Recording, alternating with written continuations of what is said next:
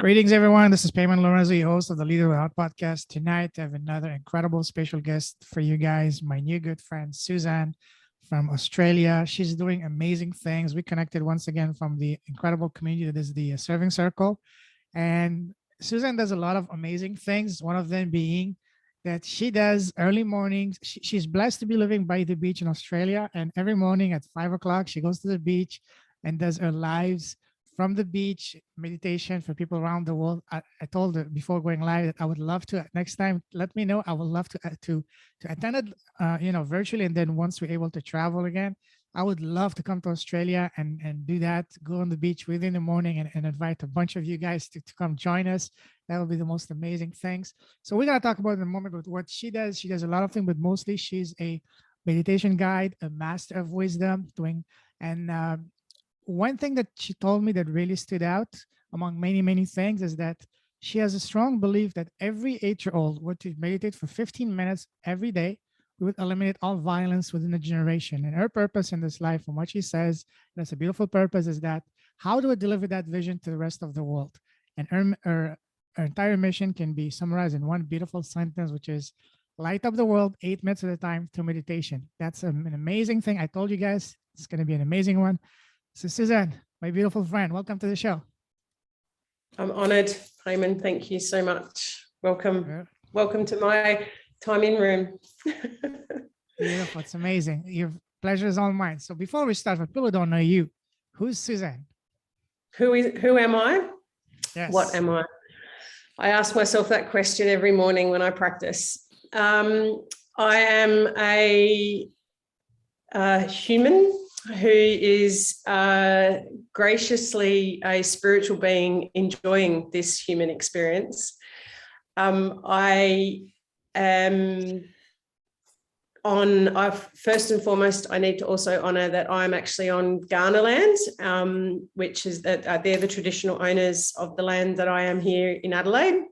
And I pay respects for all past, present, and emerging guides through the world. So they're the First Nations here. I am someone who is a founder of a business called Soul Archeology. I am a entrepreneur as well in that as well, which is good. I have the blessing of playing the role of parent to two amazing humans, Saffron and Jackson. And I am, there's many things that I am, but for me, it's like I am happy, but there are also days when I am also, there is that sadness sometimes because there's, we have human things. But I come from a place of always being in abundance. So I'm the daughter of Alan and Sharon, and I am the youngest of 3. Wow. So so there's a lot about me. Definitely, yes. as I said. That's a beautiful introduction. So the type of conversation I like to have, and I told you last time, sure, we're going to talk about your professional achievement and all that, but what I'm mostly interested in is to look under the hood to see what's in your heart and to have a heart-to-heart conversation, hence the name Leaders with a Heart. So we just want to get to know you first on a personal level. So tell us, Suzanne, what makes you happy? What makes me happy is remembering as often as I can during the day that I have all that I need even before I know that I need it. And it's a practice. It's taken a long time to see that. And so I now realized and am blessed, as I said, by having the teachers of Jackson and Saffron. I'm re-experiencing, I'm remembering what it's like to be in joy. And I'm remembering what it's like to be mesmerized by the mythicalness of the world. So the kids do that for me. So I am actually really blessed to have them. So as a 48, nearly 49-year-old woman who had her first child at 40, there was a lot in that first, I'd say, most probably in the first 4 or 5 years of that journey that wasn't actually, I wasn't present, and as in present, and I wasn't happy. So I've had to, so through time, that now it's seeing that that's truly all it's about, is actually being happy, but understanding that you will have moments of sadness or frustration or and bits and pieces. So for me, and going out and, as I said, sitting on the sand, I haven't realized how much I actually missed it, because I did actually stop for a little bit, as in not meditating. I was just meditating here in the house, because during the winter it was a bit cold, but not as cold as it gets over where you are. By no means. I was going to ask you, define cold. Yeah, exactly. I mean, it's mainly rain, and the thing is that the rain just comes straight off the sea, so it's a little bit uncomfortable. And that's one of the things that I guide people on, is that you don't want to be restless in practice. You don't. You want to be comfortable, and so whatever's comfortable is the most important place. So Absolutely. There were days when I just wanted to get up and just put my dressing gown on and sit in my in room. Oh yes, all about those. So now let me ask you, what makes you smile?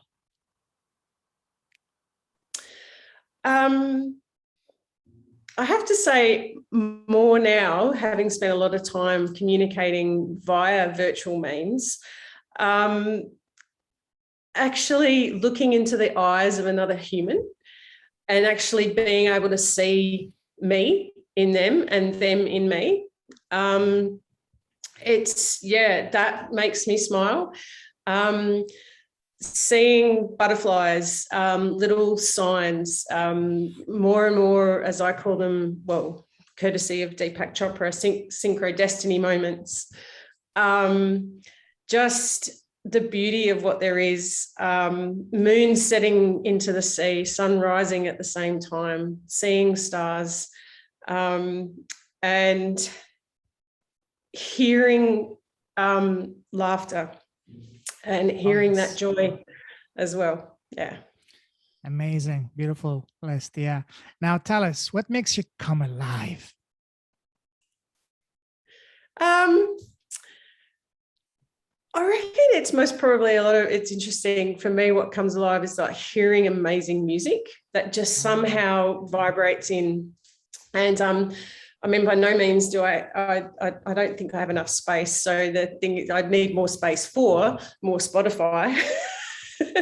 But the thing is that what I find that what makes me come alive is that when I hear a song or a piece of music, primarily it's usually song with lyrics and the beat and everything, and it just works together, and it actually vibrates so much that it does actually raise that energy, and then it just makes you want to dance and just enjoy that. And I think for me, that's what makes me come alive.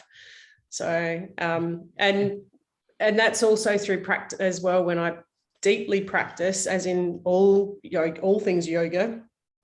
So as well, I found that when I'm fully aligned, and so there are days where the practice is different. So at the moment, I am not doing as much. I haven't been doing as much asana, as in posture stuff.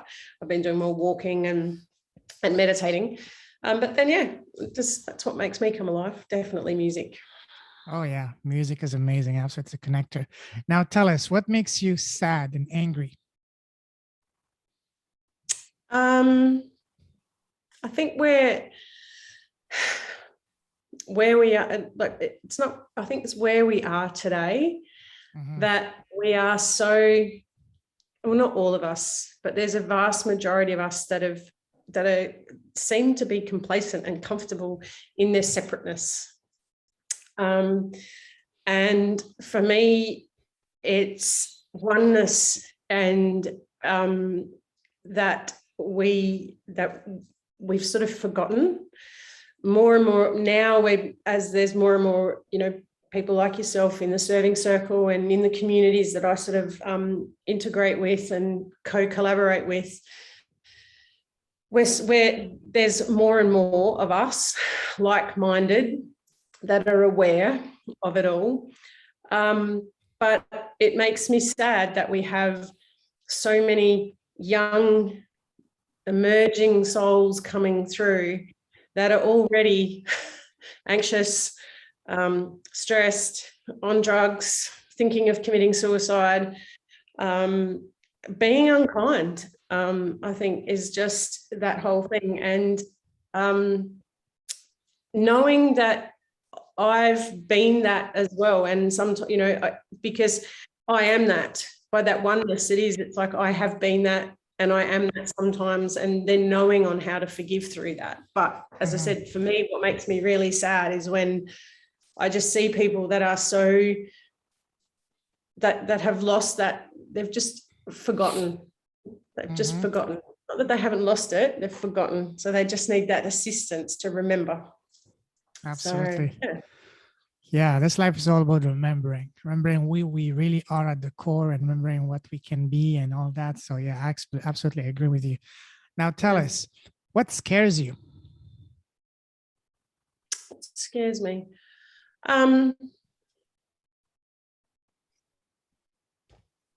Doubt.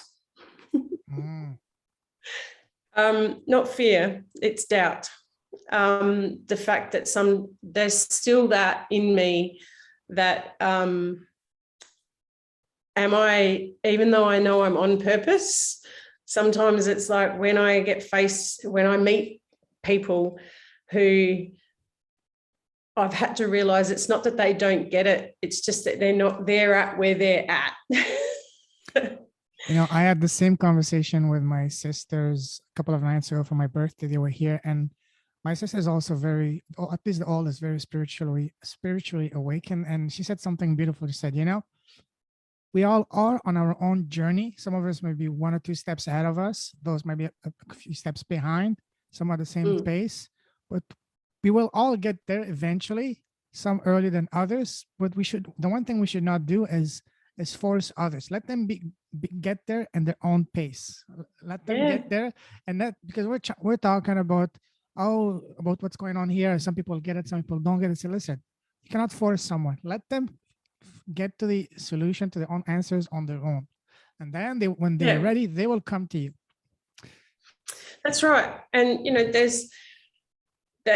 Ram Dass says that, and even the Dalai Lama and other teachers as well, we're all on the same journey home. We're all headed there to the core. And there's 8.5 or however many, there's 8 odd billion of us. That's how many ways there are to get there. And, and that's, for me, and that's okay. So that doubt is that I still have it, because it's like you're always going to have a coin with 2 sides. So you're always going to have fear and love. And then there's always going to be that sort of doubt and courage, and whatever, and everyone puts different words on the opposite side of the coin, and it's their coin. So, totally. And it's like, and every morning in my current practice, because it does change, it transforms over time. And but at the moment, that's one of the many intentions that I set, is that, I don't need to dominate anyone to be spiritually awake. Exactly. It's like, it's not to be forced at all. Because the more we force someone, the more we repulse them. They don't want to be it. They don't want to do it. It's like common human nature. You tell someone not to do something, they will want to do it even more. And vice versa. And I found that it's like, when I was younger, and even when I remember when I first started even practicing meditation, and then seeing what was and feeling what was going on, I was like, oh God, I want to share this with the world. And your closest, your family and your friends, and you're like, look, I want to share this with you. And then it's like, oh, okay, yeah, now I've got it. Yeah. They have to do that, and it's like, And it's when they're ready, or if they start to understand that. So you just allow it to actually happen. So, Absolutely. yeah. Totally. Totally. Yeah. That's something I also had to learn, because we keep hearing it, but until we experience it ourselves, that's when we really get it. At least for me, someone can tell me something and say, yeah, that makes sense. Or that's cheesy. You just forget it. But once you actually see it unfolding in front of your eyes in your own life, then that's and say, oh my God, that's actually true. That makes sense. Yeah.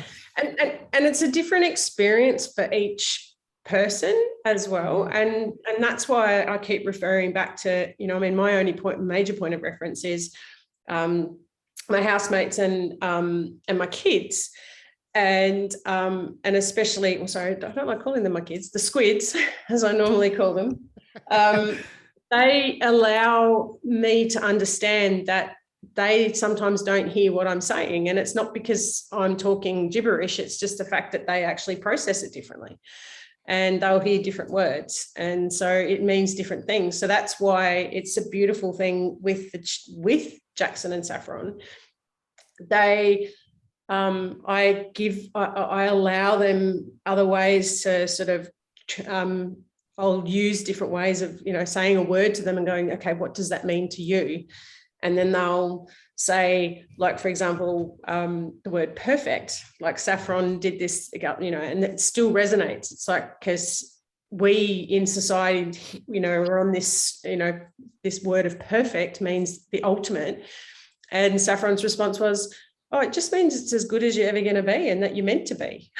Love that. That's a very beautiful description. Yeah. Wow. Awesome. And so simple. Yeah. Amazing. So, now tell us, what is your personal superpower? My personal superpower. When I'm in alignment, when there's that complement and balance of the divine masculine and the divine feminine, my superpower is that I know I feel the oneness, and that I have this ability to sort of listen to, in silence, I actually hear more. And it becomes extremely profound that it enables me to actually transform. Knowing that I'm transforming me means that I am actually transforming the world. Totally. Yes. So it's to know that, for me, that's my superpower, is that, so by sitting in that, knowing that oneness and understanding that oneness, so then it enables me to see every human person as the soul that they are. Wow. And then know that they, as we said, when they're ready, they will then remember what their purpose is, why they came here. Absolutely. Absolutely. Wow. Love that. Now let's switch up gears a little bit. Let me ask you a question. You love traveling, right? Oh, yes, I do. All right. Now let me take you on a trip, a different kind of trip. Wind down memory line to where, when you were a kid growing up. When we're kids growing up, everybody, family, teachers, friends, relatives ask us, Suzanne, what do you want to become when you grow up? What was your answer back then?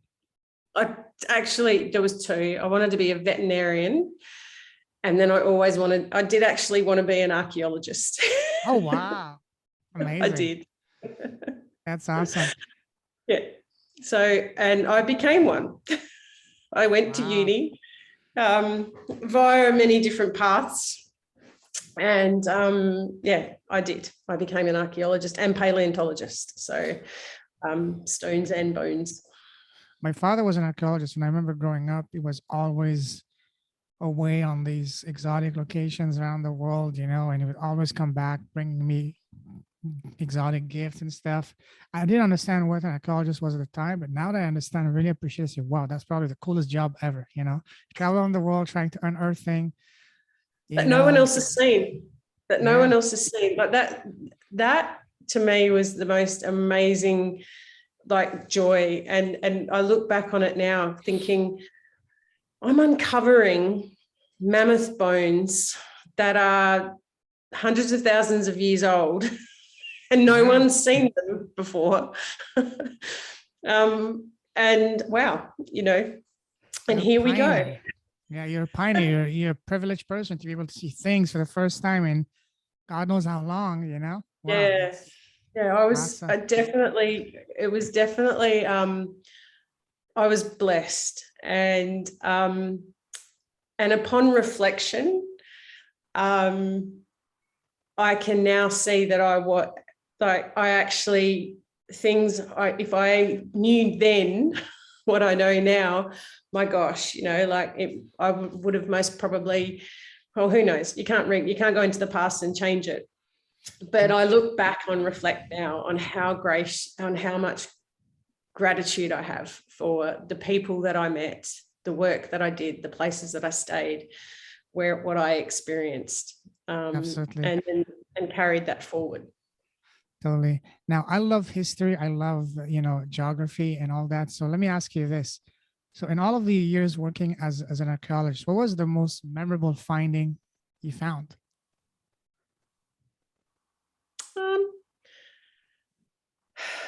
Did you go in any exotic place around the world, or? So I Mallorca, I did. Okay. And so I worked out of Mallorca for on and off for a couple of years. And the site that we were working on had, so that they had a sacred circle, which was all made out of big stones. So they were contemporary with Stonehenge and what's also on Malta and down through the Spanish coast in the same time frame. And there was this particular site that we were working on, and my boss Bill brought me over to this. There was the seat, which you would make that analogy or assessment that it would have been where the leader of the village would sit, or the society or the community. And then when you sat, there was a stone in front on the opposite side that had this half cut out hole. Well, it looked like it had been cut, but when you observed it, it actually was natural.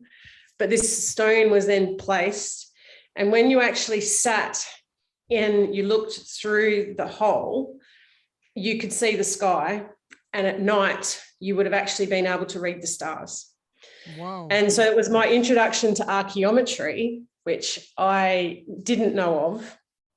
But then that for me, the most fascinating thing was back then in that time period, the stars were at the Southern Cross was actually visible in the Northern Hemisphere. And how things have changed and how they use the stars to, plant their crops, move because they would continuously move. And, not as in like every week, but but when there were massive shifts in the night sky, they would move their communities into different places. So from that perspective, because they would have there was a sacrificial altar, so they would actually do sacrificing. And this was evidence-based as well. And so that from that perspective, like to see that connectedness to the universe, and how then that reflected back to then the stories of the dream time here for the First Nations. So then it got me to go, wow, like we've still got those stories here, in Australia, and other First Nations around the world have still got those stories, and we need to hold on to, we need to keep those, we need to keep getting them out, and repeating. So from that humanness, that was amazing, and then to flip to then work in Oxford, in Oxford and Oxfordshire, and uncovering, as I said, mammoth graveyards, and then seeing that mammoths and elephants were contemporary, and how they would naturally go to this place to die. Wow. And yeah, you would find they would all go, no matter where they were, they would all head back to this one space, and then they would die there. It was amazing. So yeah, as I said, so even then they connected. It doesn't matter that they're not human, Sure. because every living thing has a soul, has a conscious. Absolutely. So it's every living thing. Yeah. Wow. And that's, yeah. Fantastic. Now, when you were working around Mallorca, were you looking for Atlantis? I keep forgetting that bit. No, I wasn't. Maybe that's why I still feel really deeply connected to it. And it was an amazing island. The Balearics in themselves are amazing because they're so vastly different, all four of them. So like geographically and environmentally, they look different. No, there was Bill's primary research was this particular type of animal that they found. So it was native to the island, and it was actually this amazing technology of understanding island culture. So when there are animals and on an island, what will happen is, depending on the size of the island, if it becomes landlocked or waterlocked, usually the predators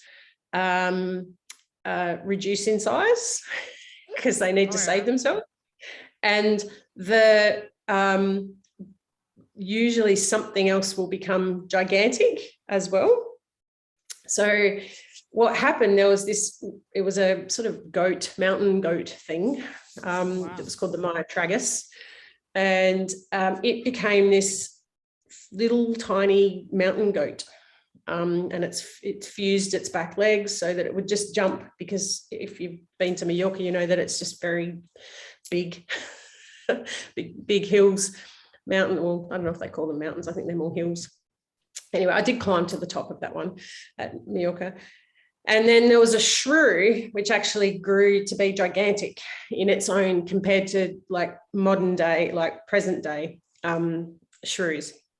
And this is common on other islands as well. Like, for example, elephants and mammoth actually shrank as well in different islands around as they sort of started to become closer to becoming extinct. So no, we were looking for, there was different, because of the contemporary Stone Age structures of like, called taliots, so of that like of Stonehenge. So that's what we were looking for. And because they were used across all different sites. So, and then, but not Atlantis. I didn't find it. All right. Next time, maybe. Sorry? Next time. Yeah. Yeah. All right. I'll put it on now. the list. All right. Now, saying that when you were a kid, what was your favorite subject in school growing up?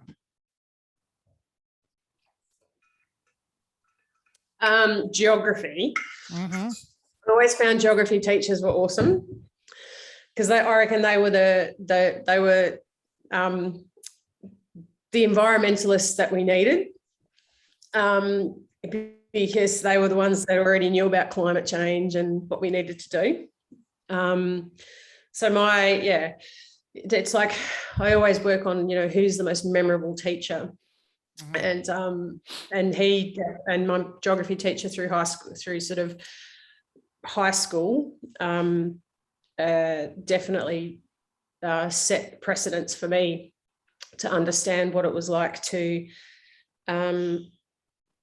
be aware of, not to use excess, so to reduce, reuse and recycle even back then, I think. And I still carry a lot of those things today. I'm one of these people that I don't celebrate days just because they're a day. It's just you put everything into practice. It becomes a practice. Everything becomes a practice, and then it just becomes. And by that, when I say it's a practice, it's beyond self-discipline. It's just the fact that it is who you are. So it's, you put food scraps in the biodegradable bin, or, or you make a compost or whatever it is, and you're just mindful of what you do.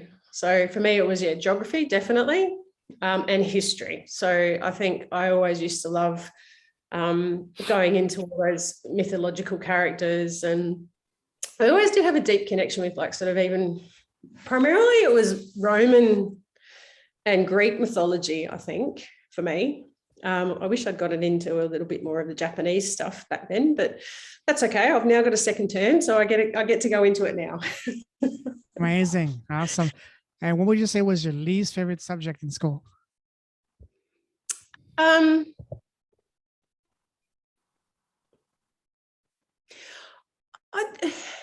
think in some ways it was actually, I think, the restriction of what was called English, because even though a lot of it was around reading and learning how to write and all of that, I think it was because I realized that it was like we weren't actually guided on how to tell stories. And I think that that's really important, is, and I'm grateful now to sort of see what's unfolding in the Squids education and where there are still gaps. It's because the reason I say Squids is because we're meant to refer to them as children whenever you're dealing with schools and policy and all that sort of stuff, and you're not meant to call them kids. And so I used to just call them Squids, because it was just so I naturally just make sure that I wouldn't say kids. And now it's just stuck. So yeah, that's a lovely name. Awesome. Now let's move forward. From the time that from the time that you left school to now, how would you describe your path? Would you say once you got into one line, one path, that's straight sailing, smooth forward all the way? Was it like turns and twists and like a roller coaster? Your path from the time you left school to now? Definitely the latter. I've had, oh wow. So I left high school, and I went straight into university. But I also, when I went into university, it was also when the sort of the rave culture had hit here, like, so dance music, techno music, and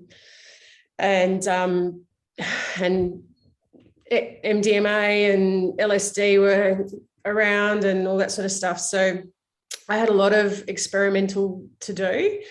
It was interesting, that actually was my first connection to Ram Dass, was all the work that he did with Timothy Leary as Richard Albert, because I used to do a lot of reading, because I was doing a science degree to start with. So I wanted to know more about, because I was on a path, I wanted to know more about consciousness back then. And so I was really interested in how they were using what they were doing in regards to it. If I knew now that all I needed to do was meditate, and I could still feel exactly the same stuff. But, I wouldn't put it past to say that it was just like, it was an experiment. And it was following those bits and pieces. And then that took me on a crazy journey of relationships, I wasn't being, I suppose, kind to myself.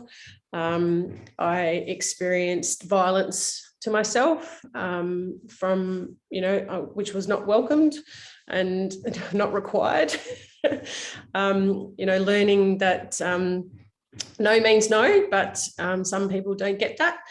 And but I knew that I went through that period to then understand. So my first real interaction after all of that, and an addiction as well, was then led me to my first interaction with a Reiki master, not knowing what Reiki was. And Leonie was my first true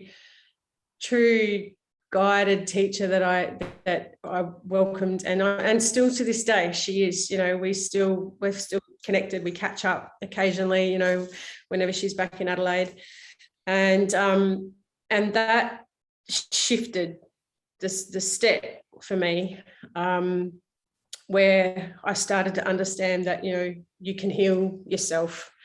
It introduced me to Louise Hay, Wayne Dyer, and that thought patterning stuff, and I mean, and even the reason I keep looking over is because I'm looking at all my books so that I know who I'm talking about, because I keep retiring. Like, who are my teachers who are the ones that resonate the most? Because I've got this special bookshelf. I'm also not good with names. I always forget names. I hear you. Yeah. And then and this was because Louise Hay was, and to this day I still honor her as one of the most amazing entrepreneurs that sometimes some people don't recognize, because she was considered in this sort of woo-woo world. But, because here in Australia it was a bit different than the American stuff. But and so then it took me on a journey, but I was still always searching. I felt like I was always searching. There was something missing. I couldn't figure it out. And then I got married when I was 30, and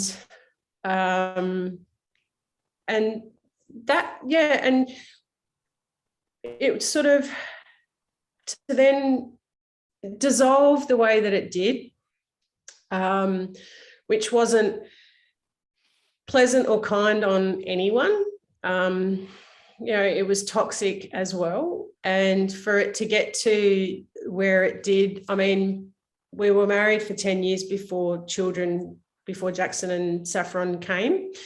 But I now know that there was some contract that was being written well before any of all this happened. So the kids knew what was coming, and I knew what was coming, but I had to catch up and all that sort of stuff. Perhaps a pre-life contract? The pre-life contract. Yeah. Pre-birth contract, yeah. Yeah, that pre-birth one. I kept using, but for me it was like I couldn't understand it. It wasn't until having Jackson and Saffron that I then got it. And it was like, okay, so because I missed out on those conversations, I was most probably having those conversations with my mum when she was younger, and she didn't get it due to her background and upbringing. And I honor that. I don't, by no means do I hold it against her. I've just been really honest with the kids. Like, I keep asking them, it's like, why did you choose me?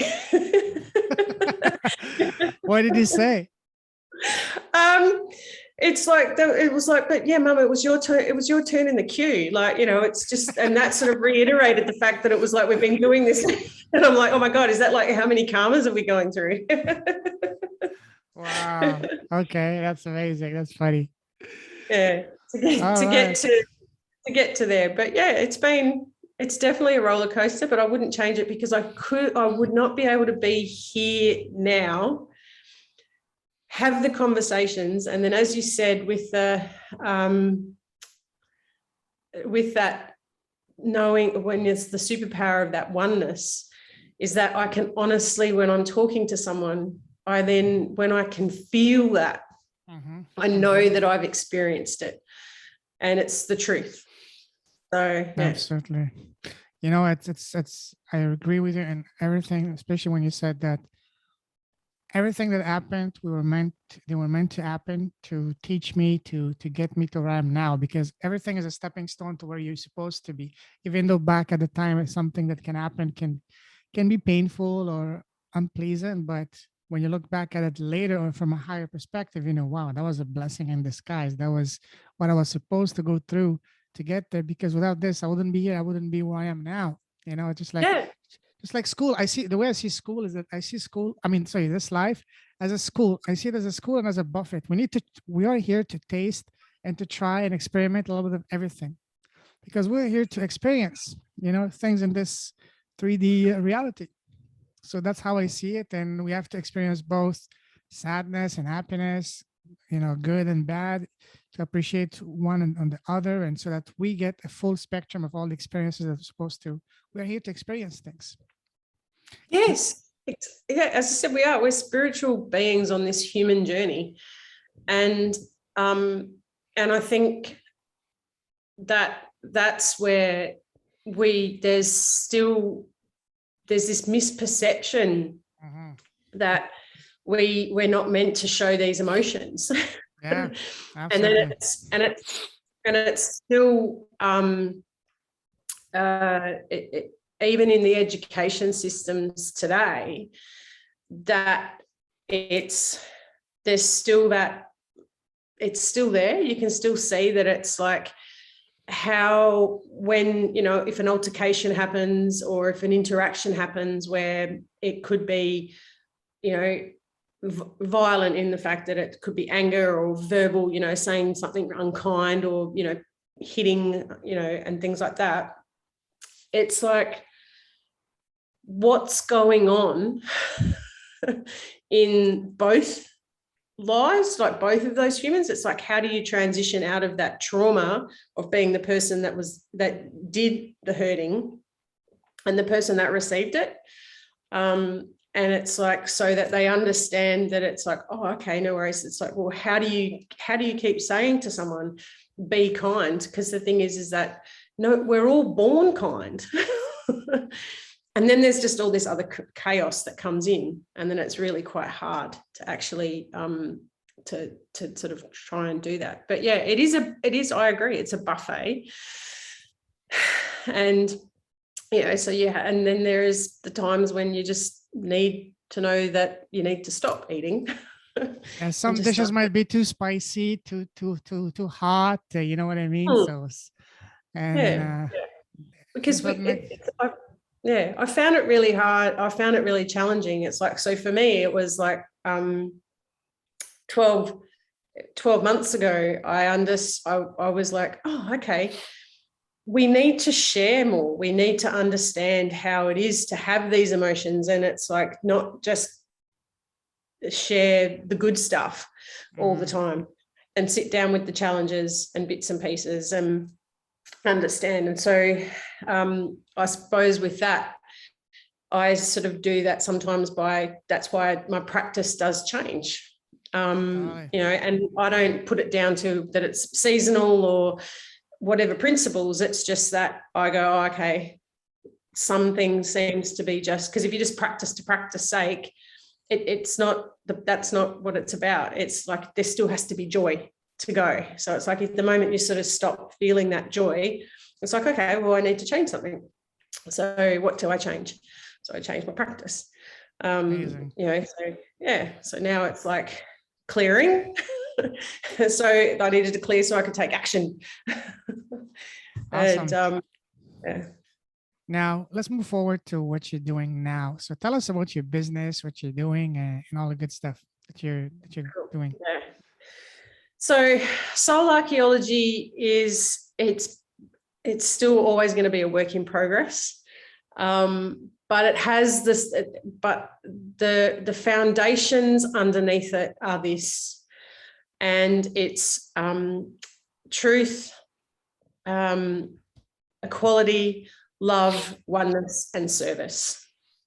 And so that's my groundwork. That's what I sit on. And the purpose at this moment is to guide, I can guide anyone on a meditation journey, on a stillness journey. But I see that in a culture where we have a tendency to want to do it from an intervention base rather than prevention and make massive change happen, you need to start at the beginning. So, right, I mean, and so let's work with kids. Let's work with the emerging generation that are closer to what we as adults are trying to remember. Let's work with them, and so that they don't forget. And then we can, so I just see myself as a bridge. So with that, I sit in this, as I call it, an ampersand world. So we live in this and world, as I said, the two sides to the coin. So I live locally, and I live and work locally, and I live and work globally. So my local stuff is I run small classes for kids, where they come, their parents can safely know that they're with me for an hour, and we do various things so that they can establish their own practice of stillness, to remember stillness. And so it's not just sitting with your legs crossed for an hour, because even I don't do that. It's not just about giving them the tools. It's also, I do share with them different philosophies so that they can understand where this all comes from, and that they find what resonates for them, because everyone's different. Some people resonate with, for example, some people resonate with just breath work. Others resonate more with emotional freedom techniques, so tapping. Others with yoga, like asana, like postures and breathing, mantras. It just depends. And so the kids but the purpose of it is to have fun and to relax, so that they can go home and feel more comfortable with themselves, and so that they keep remembering how amazing they actually are. And how long have you been doing that? So that's been going I've been running those for a year and a half. Okay. So I've been working at different local community centres and shop fronts, and then and I shifted it this week. Well, this last couple of weeks, because I needed it to align with my vision, which I had. So on my vision board, I actually wrote on my 30th birthday. What's your vision? To have it all in one, to have this home, this telos, actually, which is truth. It's actually a word, telos. And then the 5 pillars of it that I didn't realize made telos until I wrote them down. Anyway, so that's synchrodestiny. Is to have it all in one, is to have the business, the home, as in where I live, the family, to have that community, to have that welcoming all in one building by the sea, overlooking the sea. So that's the vision, and it's coming. And so that's, while now I'm setting up the home, this particular place at the moment where we're living, to vibrate that, to allow that to start to unfold and see how that goes. And so working it from here. And then the global side of things is that because I'm only one human at the moment, and I want to, as I said, deliver on what you said at the beginning, from where the Dalai Lama said that if every 8-year-old meditated for 15 minutes a day within one generation, we would dissolve all violence. Access, where do they spend most of their time? At school. How do we do that? Let's get them into a daily practice. So I have, science shows that it takes between 56 and 63 days to establish that practice where it becomes who you are. So I've designed and in deep recording at the moment of my 56-day package, which is a school term here in Australia, of daily 5 to 8 minute meditations to deliver in schools. And it works out to be, I think it works out to be about $1 a day per child. Oh, wow. That's amazing. Yeah. So do you target directly the children or the parents, and through the parents, the children? So I've got, at the moment, primarily the container that I focus on the most is in through the schools. So so approaching not the entire school. It's about finding teachers, asking teachers who want to introduce this package into their classroom, and if it aligns with the school's values and the leadership values. I've looked at ensuring that across the board it actually ticks off on the UN Sustainable Development Goals, our nation, so Australian education platform, so political platform, and then the states, as in like which particular state. I have to look at what they're doing and then go into the schools and then make sure that it aligns with their values and their policies as well. So there's a lot of work behind it to make sure it's that. So targeting the schools. And then I also, but there's also the option that the parents can come to, so I can access the parents, and then we can design it for just the family if they want. And then I'm also working on, so the future is working on packages for teachers, because they already have enough on their plate. I don't want to give them any more work.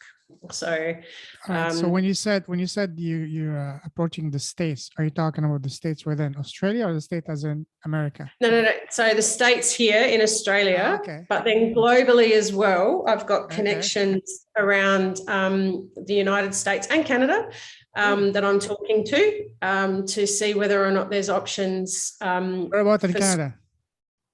Where is she based?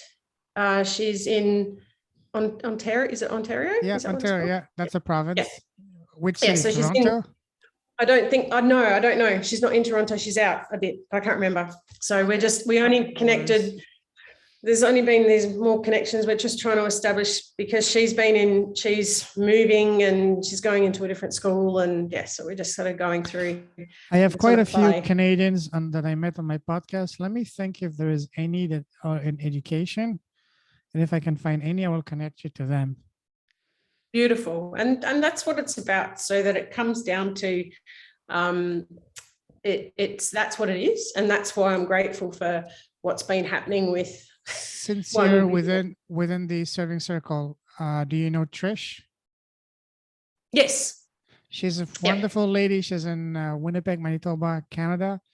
I'm not sure whether she's in education, but I think she would be an amazing person to talk to. She's highly connected. Have you talked with her before? Because it turns out her daughter lives up the road from here. Oh, really? Whoa, what a small world, eh? Yeah, apparently she moved less than a year ago or something. And she's like, because I was like walking, talking, and she goes, "Where are you?" I said, "Oh, I live at Seacliff." And she goes, "My daughter lives there." And I'm like, "Oh my gosh." So there you go. So yeah, it's all meant to be. Yeah, you can meet in person. That's awesome. Yeah. So I will see if I can find anyone in my network that is working in education. If I do, I'll definitely. That wants to roll it out. Like, the other thing that I think where it also could help is that if there's I know the homeschooling environment is, well, it's starting to, because there's home learning, which we've had to do when we've been in lockdown here, but then there's homeschooling, which there's still a movement here, but there is a lot of traction in North America, traction, especially in the US and Canada. Yeah, and especially because of the violence that's actually happening in the schools, and not just violence, also, a lot of other things as well, because they're not teaching the right things to the children. They're trying, at least, they're trying to corrupt the minds of, innocent children with things that are not meant to be taught to kids. And we're not going to get into that, but it's gaining a lot of traction here. Yeah. So that's where it comes at, is that, so it's like, because it starts with then bringing, so it enables the children to be empowered themselves, to sort of go and ask the question. It's like, am I really meant to be learning this, or, is this necessary? What is this does this add value to my life? Absolutely. Let me ask a question now. So among all the kids that you've worked with, what would you say has been so far? Share with us an example of the most remarkable transformation you've seen from one of the kids you've worked with so far. I think where it comes down to is when you have conversations with someone who's slightly, they're hyper, can't sit still, hyperactive, can't sit still, can't find stillness, not able to do that. And then when you walk out of a session with them after many weeks, and they walk up to their mum or their parent and they say, I was still for 5 minutes, mum. And then you're like, wow, do you know what? They could be still for 2 seconds, and that's gold. The fact that they actually knew in themselves that they found that moment, they found that bit of, in between the stimulus and the response, they found the gap themselves, and however they found it, and they had that moment. And then it's just like, okay, now we need to work on you. You don't actually have to remember how to get there. It just means that now that you've touched it, you will get there again. But don't try keep searching for it.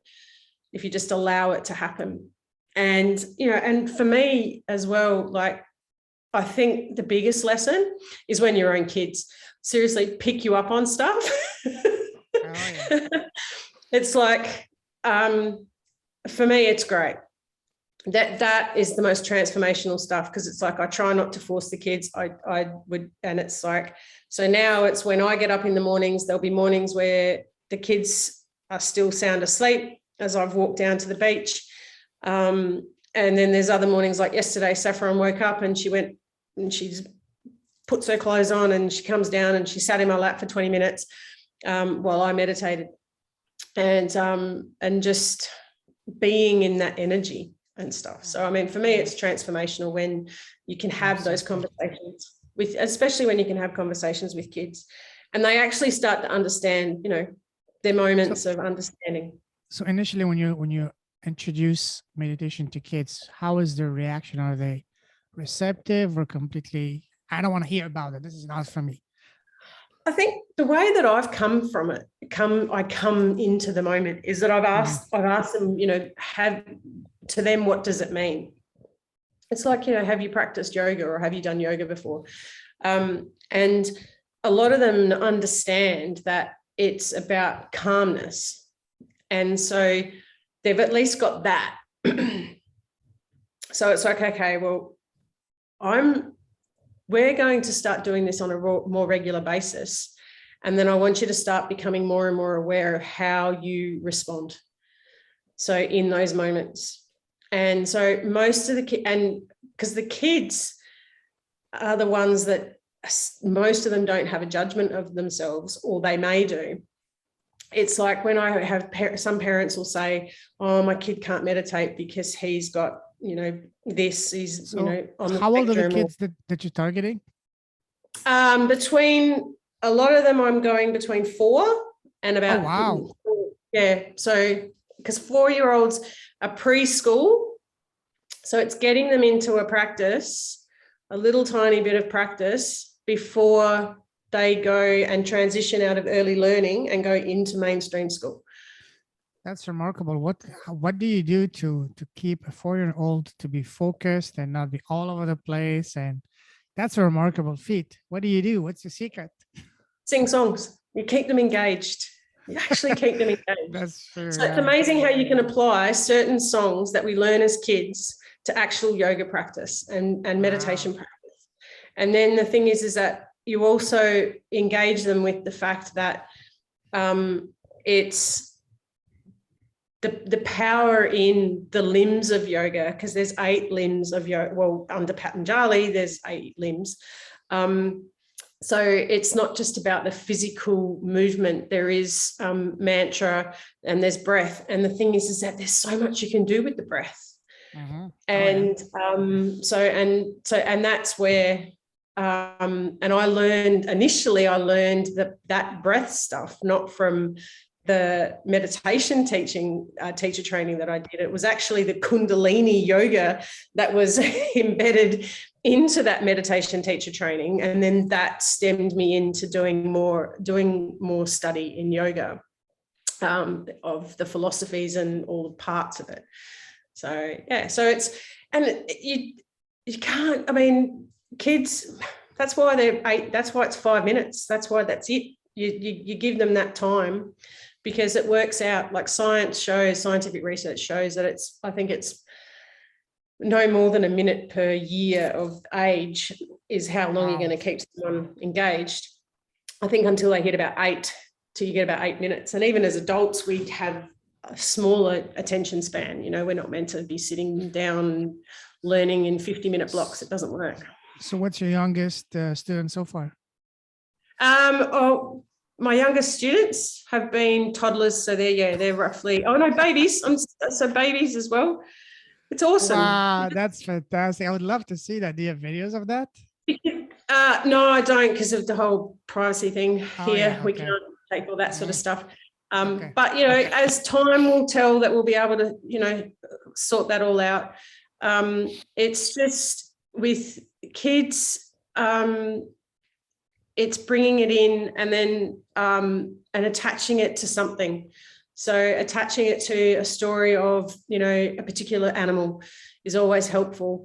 And then bringing in those bits and pieces. So it's a journey. It's a journey for them. Yeah. So it's not a quick fix. It's not a pill. It's about bringing in and being consistent and being that consistent pillar of peace for them, but also understanding that, it's okay to have these, to have these emotions. And, I like introducing food, like or mindfulness with kids, because then, they're already mindful. So you just engage with where they're at. That's fantastic. Wow. Awesome.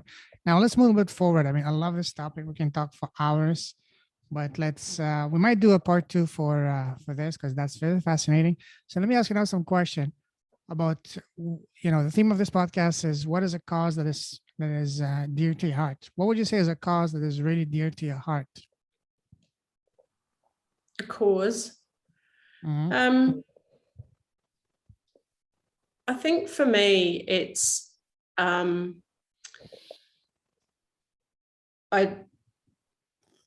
don't like, no, that's not the right word. How do I explain this? That we get to a point in our lives where we think that we have no hope, and that we think there's only one way out. And we've forgotten how that when we're born, there's only one other day that's definite in our life, and that is the day that we leave. Mm-hmm. And sometimes I think that if we were, that's why it's like I'm so want to make sure that we remember how sacred this spiritual knowledge is from such a young age, so that there'd be this quest for wanting to stay around. So yeah, I having lost many friends to suicide, having nearly lost the squid's dad to those thoughts. Wow. It's not like, and I suppose, and I'm not gendering it either. I mean, I know more. There seems to be higher suicide rates in the male side, but not now, I don't think. And so it's, I suppose for me, it's like, I don't want to see people think that they have no hope, that there's no way out, that by taking it, it's like, you're just going to come back. Like, I don't mean to be patronizing, but I feel like and I don't laugh at it. It's just that it's like, oh my God, I understand that possibly their karma, and then that's where it's at, and they haven't dealt with it, and that's all right. And it's like, okay, well, if it's in their karma that they're meant to end, and then come back and try again, why don't we teach them that at the beginning, that they are that Totally. you repeat what you don't repair. And it's like, start the repairing the moment they come out of the womb, and it's like, because we know that you can repair. It's like, Wouldn't be awesome if before kids are born, and we know the history and why the person is going to be in this lifetime, we warn the parents, hey, this kid is here to learn and prepare this challenge. So we were given like some manuals or whatever. Hey, this is what you need to help the kid with. This is what you're here for, to prepare the parents, and they can select the right parent is going to be, caring and helpful to help them achieve that goal. That would be wonderful in an ideal world.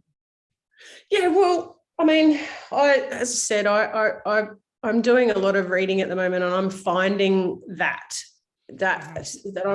what I'm trying to create. It's almost like it's a new education system. It's a foundation, It's a framework. And I know that sounds really way out there, but it actually isn't, because it's looking at the entire system and ecosystem. And it's like, within the ecosystem of a forest, it's like, if there's a tree further down the line that's not well, there's communication underneath through the rhizomes that goes from one tree who might have the particular nutrients, and they shoot it down, and then that actually keeps that tree alive. Mm-hmm. Because if that tree dies, then it upsets the balance of the ecosystem. So, and the thing is that it's like, as I said, from this oneness, that it's like, if you harm yourself, you're actually harming another. Totally. And you're harming. And it's like, why can't we just teach this? Why is this all considered like, well, why is it considered woo-woo? Is my first question. It's like, what? And it's, I think it was, for me, what did it was, I'm sorry, I've just written it down. So, I mean, because the Dalai Lama talked about, well, in the Indian, so in the Hindi faith, so from the yoga world, so from that faith, so where it came from, there's this practice of these two words, and it comes with ahimsa, which means the ethical principle of not causing harm to anything, any living thing. And then there's karuna, which is compassion. And it's about the harmony between those. Mm-hmm. And that's the thing. It's like, why we can't, and these are the questions. I remember asking these questions when I was a kid of my mum, and she couldn't answer them. I was like, why can't we be in this harmony?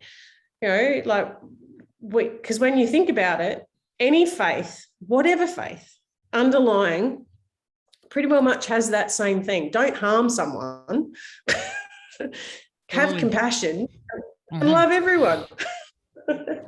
Yeah, I totally agree with you, because, when you arm someone, you're arming yourself, because at the end of the day, we're all connected, we're all one. And that's the ultimate lesson that we all have to learn and arrive by ourselves, is that, hey, we're all connected. We're all one. We are all God, we don't need like an independent or a third party to give us access to God or to illumination, to spirituality. It's everything within us. We have all the answers within us. We don't need to seek the answers from outside. It's all within. We just need to remember, just like you said, to remember all our tremendous, limitless capacities we have, and just look deep inside and unleash them, awaken them. That's what we need to do in this life. And I think that's the ultimate goal for all of us, to once we reach that, then we can become one with the source and universe and God and all that.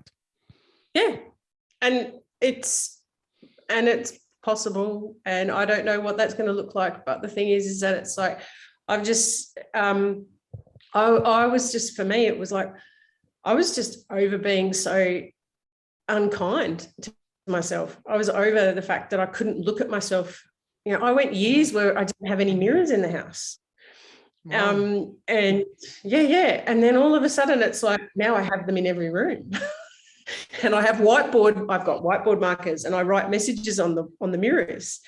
And and the kids and then like the kids said, the squids, Jackson, because I've got one on the mirror in the bathroom, my bathroom. Jackson wrote, guys, what did I write? I am whole and perfect as I was created, is what I've written. And then that's when Saffron told me the thing about, I asked her what she thought perfect meant. So it all made sense for us to understand that that's what it meant. And then Jackson's next word, Mum goes, Mum, you're missing a line. And I said, what's the line? And I said, and he goes, I am God. Oh, wow. And he came up with that by himself? Yes. That's phenomenal. Wow. So that is like, and then I've got one here, Saffron's, because I've got the kids, Jackson and Saffron, they're getting independent music lessons, but that's a segue. But Saffron's written. Sorry to interrupt. I just got an idea. For example, you're trying to reach the kids. Are you trying to get your kids to become the ambassador for the benefits of what you're doing? Because they are. If the kids, I mean, it's one thing for the kids to hear adults because they can really connect. But if they see other kids like themselves, they say, oh my God, that I can connect, I can understand. It's relatable. Yeah. Well, that's the thing. I've said the kids are already on the board of Soul Archaeology. I've said they're my first 2 board members. And we've done, we did last year, I think, like a whole school term of me filming in the car just before going into school, doing a daily morning meditation where they pick the theme. And so now, and it's like I have to get those moments without it being scripted, because the moment you put any form of like parameter, it becomes a show. So I posted one the other day. Saffron did this thing where she actually explained the difference between the soul and the ego. It was awesome, with sand. It was beautiful. Wow. That's amazing. And she's written, this is where she wrote, souls are as good as God. Whoa, that's phenomenal. And the thing is that it's like, and I feel really comfortable because it's like because I have no attachment to that word I don't have an attachment to it.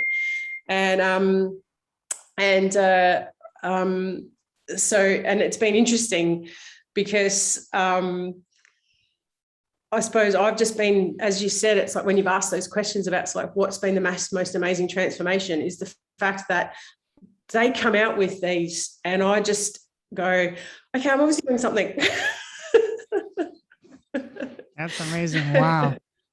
Phenomenal. Listen, we can talk for hours. That's fantastic. But let's wrap this up. We already passed almost an hour and a half here. So let me ask you some final questions here. So what would you say is the best piece of advice you've ever received?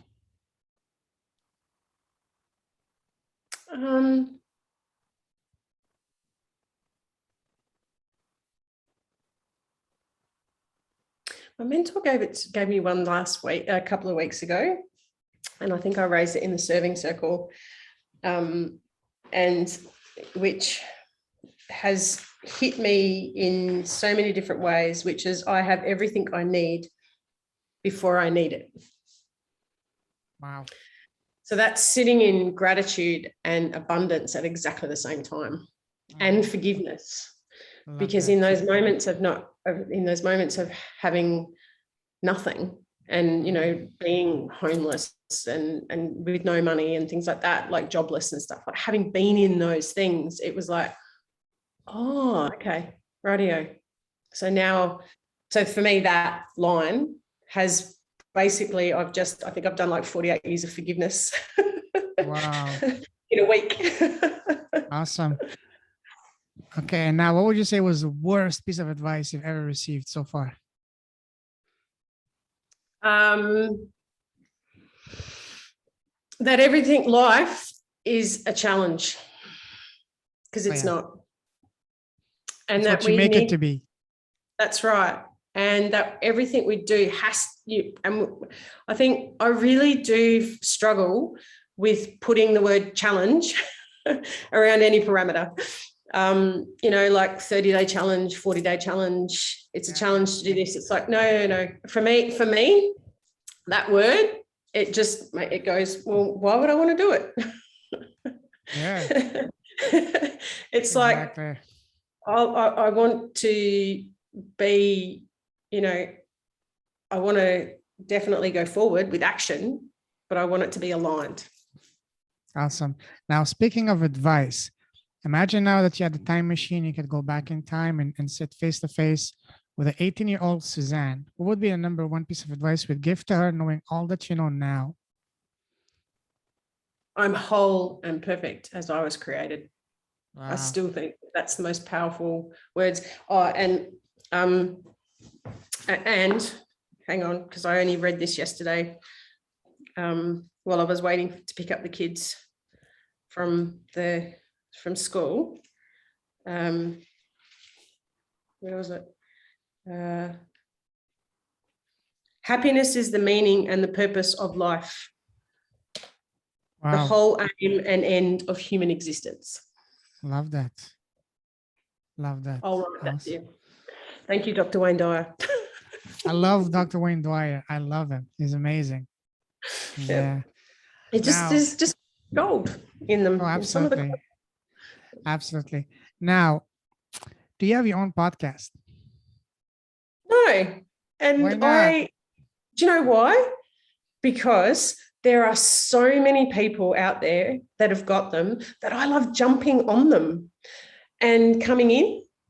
And that's who I've always been. It's why I'm in so many groups, I think, as well.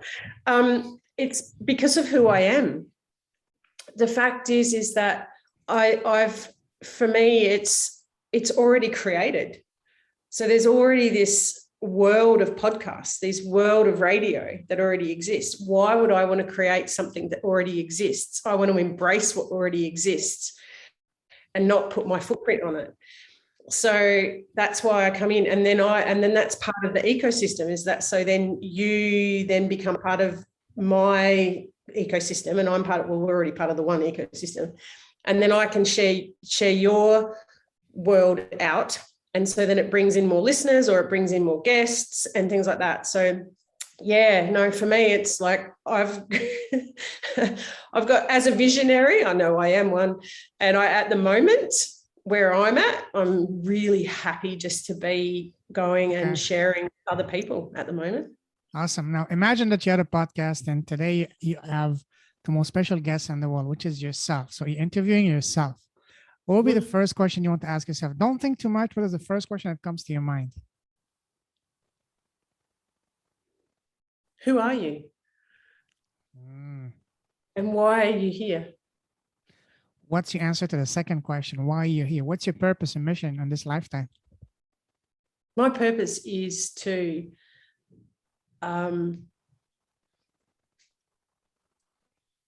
be that light for the new souls. They're not new, the re-emerging souls. There's very little new ones. To be that light, to be that guide, to show them and to remind, so that they don't actually start putting those veils of all of the things that we put over ourselves, that we're not good enough, that FOMO, that we have to be perfect, that the fact, like, that the shell that you're in is freaking sacred. Oh yeah. And it's like, and you get what you get and you don't get upset. Like, that's, I think you just have to accept it. I think for me, it's like, that's my purpose. It was just that we're all one. And then, and as I said, why am I here? It is that truth, equality, love, oneness, and service. That's it. Love that. Awesome. Now, the final question I ask is one of my favorite questions, and that is, what is the smallest thing you've done that has had the biggest impact so far in your life? And I don't mean something small. By small, I mean the one thing you've done that has had the biggest impact so far on your life. I will give you an example. For me, for example, has been by far starting this podcast, because by starting this podcast allowed me to connect with incredible people, have this wonderful conversation, open so many doors, opportunities, partnerships, and all that, and so on and so forth. So for you, Suzanne, what would you say has been so far the one single thing, the smallest thing you've done that has had the biggest positive impact in both your life and your business so far? The smallest thing I've done. And by small, again, it doesn't mean small. It's just the one thing you've done.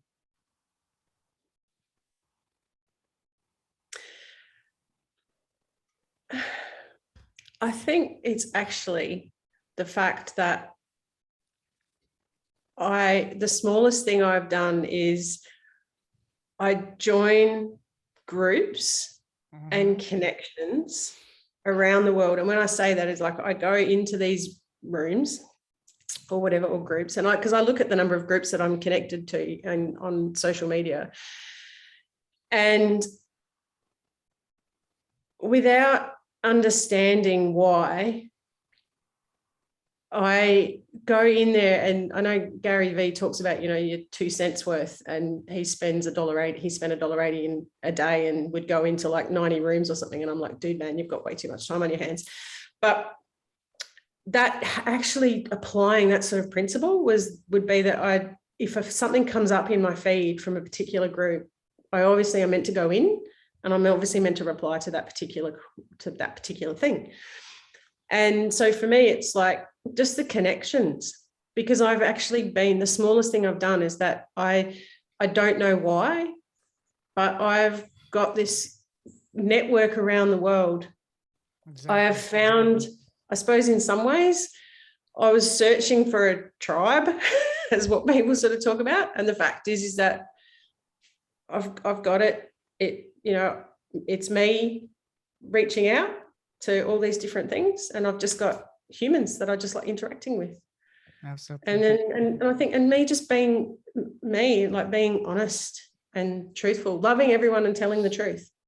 I think applying that. Totally. So it's been, and just accepting where people are at. We all at a different stage in our journey, That's the thing. That's wonderful. I'm actually reflect on that question a lot more today. That's actually going to vibrate, I think, for today. I'll take that to my afternoon meditation. I mean, it's true, because look, we all, just like in a journey, you start a journey or trips, some can be maybe halfway through it, some can be in the middle, some can be 3/4, some can be almost there. So it is not a race. The race is with yourself, not with anyone else. It's because because every single one of us, we're on a different path, different pace, and the journey might be the same, but it may look different, because we're all different. We want to all experience different things. For example, you might be here to experience, say, for example, I don't know, just thinking out loud, maybe patience. I'm here to learn, say, compassion and overcoming my ego and pride. And so we're all here to learn different things. So our path might be different, but at the end, we're going to get there, we're going to get the same destination. We are. We're all getting awesome. home. Fantastic. Listen, Suzanne, it's been an absolute pleasure talking to you. You're a true, amazing, enlightened soul. If someone wants to connect with you, what's the best way to do so? If they go onto the website, so it's soularcheology.org, and the way that I'll just spell it, because it's not the American way. So it's SOULARCHAEOLOGY. Say S-O, sorry, say it again. S-O? ULARCH. Yeah. AEO. Okay. LOGY. Oh, sorry. Okay. .org. Beautiful. Love that. And then they can when they go to the About Us page, I think it is, or there's a connection as well. It'll go straight to my Calendly link, and then you can we can set up a Zoom straight away. My mobile number's on there as well if people want to ring me that way. Be careful, because some people might ring you at 2:00 in the morning, 3:00 in the morning. Make sure tell us you're Australia. My phone's on do not disturb. All right, good. Awesome. You definitely don't want to be disturbed when you're doing your meditation in the morning on the beach. No. Definitely not. Definitely not. Time. Awesome. Listen, it's been an absolute honor talking to you, connecting with you. Likewise. Love talking to you. We've been talking for almost 2 hours. It just gone by. Absolutely phenomenal. And I tried to keep this as short as possible, because there's so many times, there's so many other questions that came to mind when we were talking, but I didn't want to continue flow and ask other questions, because otherwise we'll be here till tomorrow. You know, this that's why Yeah, we the might do like a story. part two or part three and all that, especially about when you talk about Yeah. archaeology and all that, the meditation with the kids. So we might Yep. have to do a part two in a few months. But for now, listen, I salute you. You're a true leader with a heart. Stay safe, stay awesome, keep shining Thank you. your light, and keep blessing the world with your with your beautiful mission and with your lovely squids. So stay awesome, my friend. Take care. Thank you. All right. Ciao, ciao. Bye bye. Good night. Bye.